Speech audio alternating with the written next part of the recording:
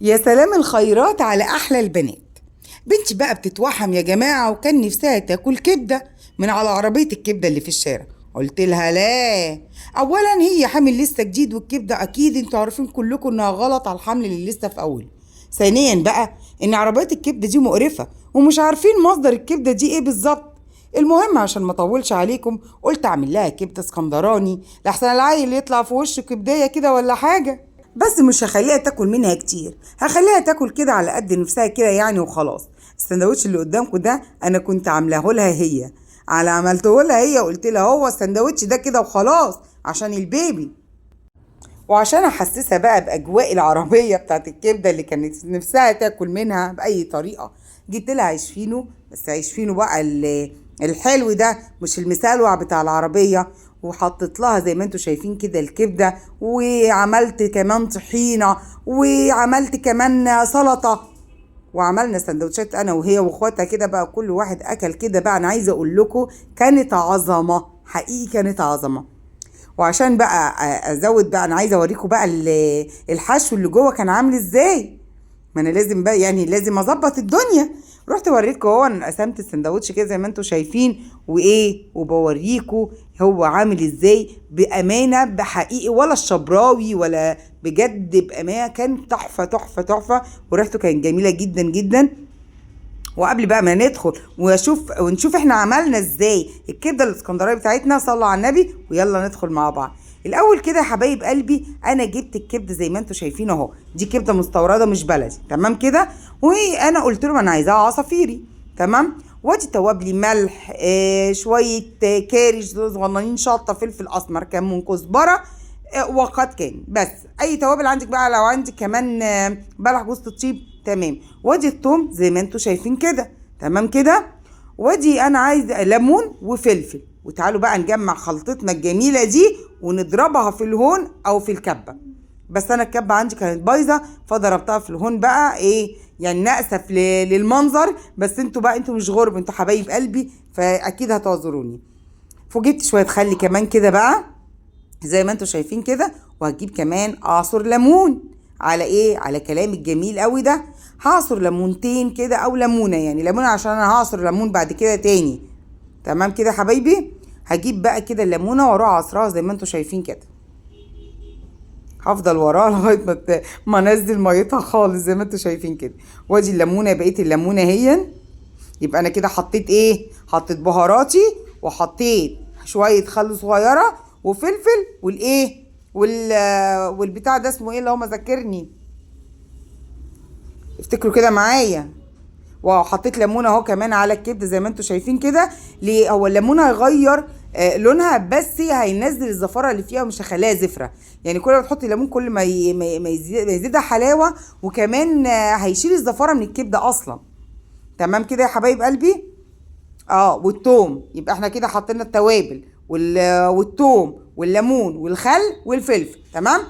وعلى ما هي تستنى بقى شويه كده، هسيب الكبده بقى على جنب كده، قلبتها هون بالليمون واسيبها شويه. ده كون انا ايه ضربت الحاجات بتاعتي دي في الايه، في الهون زي ما انتوا شايفين كده. عملتها في الهون ونزلت على الكبده كلها. واعمل ايه، هقلب الخلطه الحلوه بتاعتنا دي كلها ايه على الكبده زي ما انتوا شايفين كده. وهنعمل ايه تاني بعد ما قلبتها واطمنت ان هو خلاص امتزج كله في قلب بعضه؟ هنخش على البوتاجاز. حطيت حبه زيت كده بس مش كتير، انا هنا حطاهم كتير بس انا بعد كده نقصت منه يعني. تمام كده يا حبايبي. انا حطيت الزيت اهو، لازم اسمع الطشه كده. انا عايزه اقول لكم لازم الزيت كده يتقدح قوي، يتقدح قوي، ان هو يسخن قوي. شوف انا ازاي سامعين التشطشه دي. لازم كده لما انزل الكبده تعمل تسمعي صوت الطشه بتاعتها دي.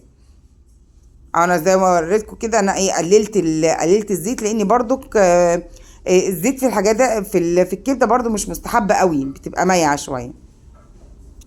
نزلت الكبده اهو زي ما انتم شايفين، ومش هقلب كتير عشان ما تتهريش مني. طب هتعملي ايه؟ لا، انا هفردها شويه كده بس، قيمه 30 ثانيه هفردها بس كده. بصوا بفردها بالمعلقه بس كده، يعني بخليها ايه تاخد جميع النواحي عشان تتفرد كلها ايه جنب بعض. لو انت فضلت تقلبي بقى هتتهري منك. طب تعملي ايه؟ هسيبها قيمة 30 ثانية بس مش اكتر، وبعد كده هبتدي اقلب.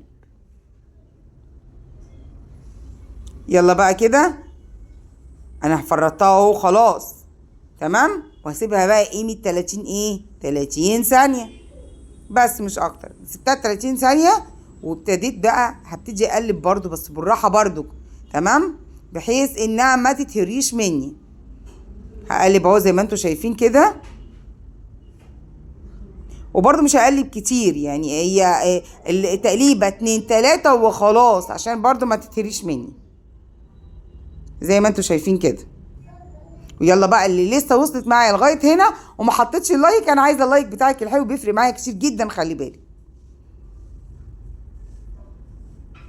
يلا كلنا نصلي على النبي كده عليه افضل الصلاه والسلام.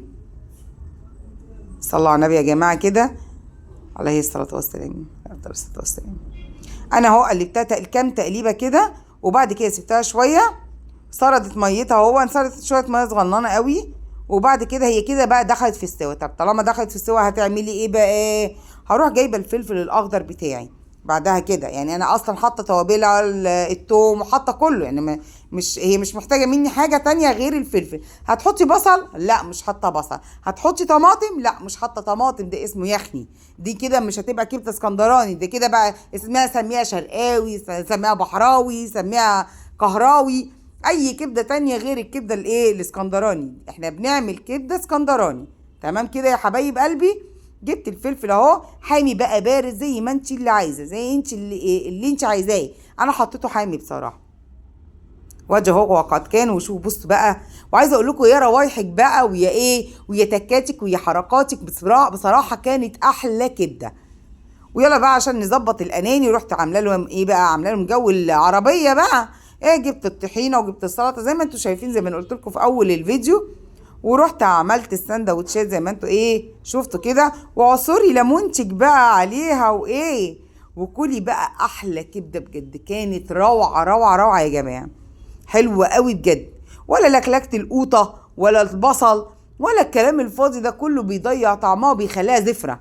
يعني الطماطم دي بتخليها زفره على فكره، والبصل حلو وكل حاجه، بس لا يعني الاسكندراني لا غير. الكبده الاسكندراني مش عايزه لا بصل ولا طماطم ولا الكلام ده، هو فص التوم يتدق معاه زي ما احنا عملنا كده، وحطي بقى في سندوتش. عايزه عيش بلدي تمام، عايزه عيش فينو تمام. انا زي ما انتوا شايفين كده هو، رحت انا حطيته في كل واحد اخد سندوتش والله، وكان احلى سندوتش. وعينت الباقي بقى لجوزي واولادي الولدين لما يجوا من بره. بصراحه كانت روعه وطعمها جميل قوي قوي قوي بجد. يعني انا بكلمكم اهو، انا جوعت خلي بالكم، يعني عايزه اقوم واجيب تاني واعمل تاني والله. عايزه اوريكم بقى، بصوا لما تقسميها كده، يعني انتوا لما تيجي بقى تسلفنيها ولا تعمليها زي الشبراوي بيلفها في ورق زبده كده وبيديكي بشكل حلو، والله دي احلى، طعمها احلى كتير. وان كنت وصلتي بقى معايا لغايه هنا، يلا حطي لايك، انا مستنياه منك، وبحبكم في الله.